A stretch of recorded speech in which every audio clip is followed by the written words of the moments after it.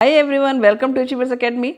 अब ये last topic हमारे चैप्टर का बचा है वैक्यूल्स, उसको आज देखते हैं और इसके बाद ये चैप्टर आज फिनिश हो जाएगा आपका। ध्यान से वीडियो देखना, इम्पॉर्टेंट सेल ऑर्गेनील है। तो चलो शुरू करते हैं वीडियो। शुरू करते हैं आज का टॉपिक, सेल ऑर्गेनील वैक्यूल्स। ठीक है, वैक्यूल्स बेसिकली क्या होते हैं? सेल के अंदर एम्प्टी स्पेस होता है एक तरह से, ये आप कह सकते हो। ठीक है, या फिर आप कह सकते हो उसको कि कुछ स्टोरेज सैक्स होते हैं या कैविटीज़ कह सकते हो, कुछ भी नाम ले सकते हो। ठीक है, इसमें क्या होता है? स्टोरेज होता है। किन चीज़ों का स्टोरेज होता है? इसमें देखो, फूड का भी स्टोरेज होता है और प्लस इसमें वेस्ट का भी स्टोरेज होता है। ठीक है, store food also, it stores waste also. तो ये हो गया आपका कि सेल्स में जो वैक्यूल्स हैं वो मेनली हम किस चीज़ को कह रहे हैं? तो वैक्यूल एक कैविटी की तरह होगा, एक स्टोरेज सैक की तरह से होगा और इसमें फूड का स्टोरेज, जिसमें कि न्यूट्रिएंट्स होते हैं आपके बेसिकली। ठीक है, तो न्यूट्रिएंट्स स्टोर होंगे, वेस्ट भी स्टोर होता है और जो ये फ्लूइड है इसके अंदर का, उसको हम कहते हैं सेल सैप।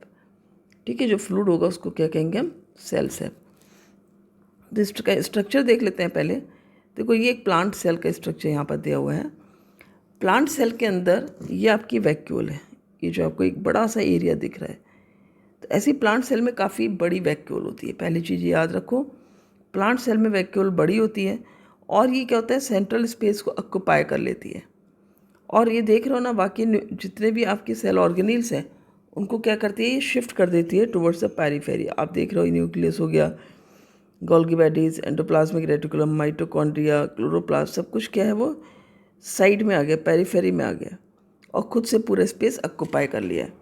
और ये भी एक मेम्ब्रेन बाउंड स्ट्रक्चर होता है। तो जिसका इसका स्ट्रक्चर है वो क्या है? मेम्ब्रेन बाउंड स्ट्रक्चर है। और जिसकी मेम्ब्रेन है उसको क्या नाम दिया है? टोनोप्लास्ट। मेम्ब्रेन इसकी क्या कहलाती है? टोनोप्लास्ट। तो हम इसका स्ट्रक्चर देख लेते हैं पहले। मेम्ब्रेन बाउंड है, ठीक है, मेम्ब्रेन बाउंड स्ट्रक्चर है। और मेम्ब्रेन को हम क्या बोलते हैं? मेम्ब्रेन बोली जाती है इसकी टोनोप्लास्ट। मेम्ब्रेन को क्या बोला? टोनोप्लास्ट। और प्लस जो फ्लूइड है उसको हमने क्या कहा? Cell sap. जो कि इसके अंदर फ्लूइड है, इसके अंदर जितना भी फ्लूइड प्रेजेंट है उसको क्या नाम दिया हमने? सेल सैप नाम दिया। ठीक है, मेम्ब्रेन को क्या नाम दिया हमने? टोनोप्लास्ट। क्लियर हुआ? तो ये हो गया इसका स्ट्रक्चर। अब ये जनरली क्या होता है प्लांट सेल में? देख रहे हो, ये सिंगल है, एक ही होती है। एनिमल सेल में ये ज़्यादा होती हैं, पर बहुत छोटी छोटी होती हैं। यहाँ पर आप देख रहे हो कितनी बड़ी है प्लांट सेल के अंदर। ठीक है, इसके फंक्शन देखोगे आप तो आपको समझ में आएगा ये इतनी बड़ी क्यों है प्लांट सेल में। तो अब इसके फंक्शन देखते हैं। देखो, फंक्शंस में सबसे पहला फंक्शन हमने देखा, ये स्टोर करता है फूड और न्यूट्रिएंट को, वेस्ट को। ठीक है, तो पहला फंक्शन तो हम क्या लिख देंगे इसका? Storage. First function is storage. किन चीज़ों का स्टोरेज होता है? देखो, इसमें क्या होता है? मेनली तो इसमें वाटर होगा।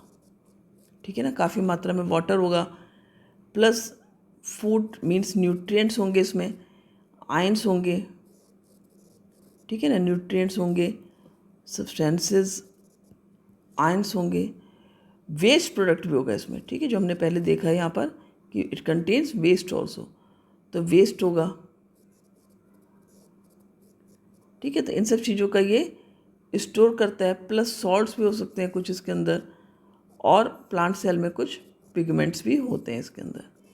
ठीक हो गया, तो हमने देखा स्टोरेज इसका मेन फंक्शन है, जिसमें ये वाटर तो होल्ड करती ही है वैक्यूल काफ़ी मात्रा में, plus food, nutrient, ions, waste product, salts, pigment, ये सब भी होल्ड करती है। सेकेंड, ये प्रोवाइड करती है टर्गर प्रेशर। ठीक है ना, टर्गर प्रेशर बनाती है। कैसे टर्गर प्रेशर मेंटेन करती है?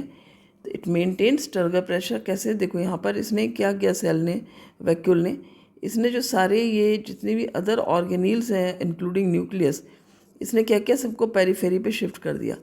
तो इस तरह से क्या होता है, ये सेल वॉल पर एक प्रेशर पड़ता है, इस प्रेशर को क्या कहा हमने, टर्गर प्रेशर कहा। तो ये जो प्रेशर सेल वॉल पर पड़ रहा है इसको हमने क्या बोला, टर्गर प्रेशर। तो इस तरह से क्या होता है, it provides turgor pressure to the cell. किस लिए, उससे क्या होता है, टर्जिडिटी मेंटेन रहती है सेल की, टर्जिडिटी और प्लस रिजिडिटी ये मेंटेन रहती है सेल की। ठीक है, जो सेल की शेप है और सेल की स्ट्रेंथ है उससे रहती है। तो मेंटेन्स शेप, शेप को मेंटेन रखती है। ठीक है, आपने देखा है कि प्लांट सेल में जनरली शेप एक मेंटेन रहती है, जबकि एनिमल सेल में ऐसा नहीं होता है। तो किस वजह से मेंटेन रहती है शेप, एक तो सेल वॉल है, दूसरा ये वैक्यूल हो गई। ठीक है, नेक्स्ट क्या हो गया आपका कि जो प्लांट सेल है उसमें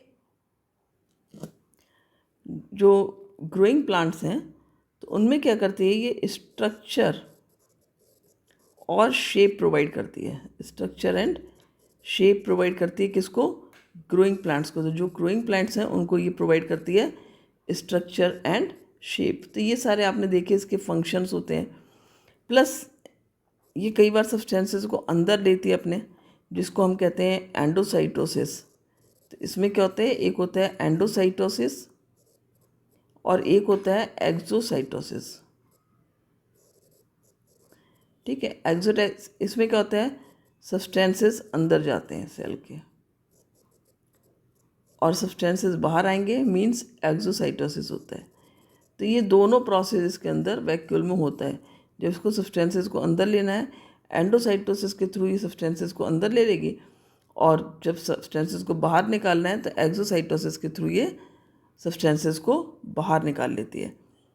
तो वैक्यूल्स जैसे हमने देखा प्लांट सेल में क्या है, ये वैक्यूल एकदम सेंटर में है, this is just in the centre of the cell. तो इसको हम क्या कहेंगे, सेंट्रल वैक्यूल कहेंगे। ठीक है ना, it is called as central vacuole. उसी तरह से सपोज अमीबा है ये, और अमीबा क्या होता है, अमीबा फूड लेता है through the process of endocytosis. ठीक है, तो ये जो फूड लेता है तो यहाँ पर बहुत सारी फूड वैक्यूल बन जाती हैं। तो इनको हम क्या कहते हैं, फूड वैक्यूल, जिसके अंदर इसका खाना होता है। तो ये आप देख सकते हो यूनिसेलुलर ऑर्गेनिजम्स में या फिर लाइक एल्गी में भी दिखती हैं। तो ये फूड वैक्यूल हो जाती हैं। प्लस अब अमीबा ने सपोज फूड लिया, उसके बाद में जो वेस्ट जनरेट होता है प्रोसेस के थ्रू, तो वो वेस्ट किस में जनरेट होता है, एक कॉन्ट्रैक्टाइल वैक्यूल बन जाती है। यहाँ पर एक बड़ी सी वैक्यूल बन जाती है जिसको हम बोलते हैं कॉन्ट्रैक्टाइल वैक्यूल। और जब ये काफ़ी बड़ी हो जाती है साइज़ में, तो ये बर्स्ट कर जाती है सेल मेम्ब्रेन के पास आकर, अपना जितना भी वेस्ट है वो एनवायरनमेंट में बाहर चला जाता है। तो एक होती है ये कॉन्ट्रैक्टाइल वैक्यूल। तो ये सब वैक्यूल्स के डिफरेंट डिफरेंट नेम्स हैं। ठीक है, पूछा जा सकता है आपसे फूड वैक्यूल कहाँ पर होती है, तो अमीबा में कॉन्ट्रैक्टाइल वैक्यूल भी आपको लाइक यूनिसेलुलर ऑर्गेनिजम्स में दिखती है, जो प्रोटोजोन्स हैं, लाइक जैसे अमीबा आप कह सकते हो। क्लियर। और फूड वैक्यूल में क्या होता है, एंजाइम्स होते हैं। तभी तो ये फूड वैक्यूल जो बनती है अमीबा के अंदर, इसमें क्या होते हैं, एंजाइम्स होते हैं। एंजाइम्स की वजह से फूड को ये डाइजेस्ट कर पाते हैं। और कॉन्ट्रैक्टाइल वैक्यूल जो होती है उसमें क्या होता है, वेस्ट प्रोडक्ट्स होते हैं। ध्यान रखना ये बात, कॉन्ट्रैक्टाइल वैक्यूल में जितना भी वेस्ट होगा, जितना भी एक्सक्रीशन के लिए मटेरियल होता है, तो वो इसमें कॉन्ट्रैक्टाइल वैक्यूल में कलेक्ट हो जाता है। अब बात कर लेते हैं हम थोड़ा सा कि क्या क्या डिफरेंस हैं एनिमल वैक्यूल में या फिर प्लांट सेल की वैक्यूल में। देखो, प्लांट सेल और एनिमल सेल में क्या डिफरेंसेस हैं, किस तरह की वैक्यूल्स पाई जाती हैं। जनरली जो प्लांट सेल में होती है आपके सिंगल होती है, ठीक है ना, सिंगल और लार्ज वैक्यूल मिलती है। सिंगल होती है बट लार्ज होती है। ठीक है, प्लांट सेल में ये सिंगल भी हो सकती है और ज़्यादा भी हो सकती है, बट साइज़ क्या होता है इनका, स्मॉल इन साइज़ होता है। तो एक तो ये डिफरेंस हो जाता है।